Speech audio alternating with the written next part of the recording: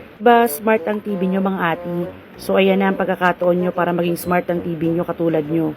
So bumili na kayo niyan. Yan ay TV stick 4K na kinoconnect sa TV para magkaroon ka ng smart TV. So ayun yung remote niya. And then ayan naman yung signal ng remote para gumana si remote. And then ayun yung connector natin para sa HDMI sa likod. And then yun yung isasaksak sa kuryente. Ayan. So ayun yung TV stick. Ayan. And then, i-connect nyo lang yung, pag connect-connectin nyo lang siya. And may instruction naman sa pinaka-box. So, maintindihan nyo yun. So, ayan, kinonect ko na siya. And then, sinaksa ko na dyan siya sa kuryente. And then, inopen ko siya sa TV. Ayan. So, nakita nyo Android TV. Minsan walang nalabas na ganyan. Direkta na agad. Pero ito, meron minsan wala. So, ayan, meron diyang may apps. Iba-iba nga pala yan. Meron mga memory yan, guys. So, merong 512, may 256.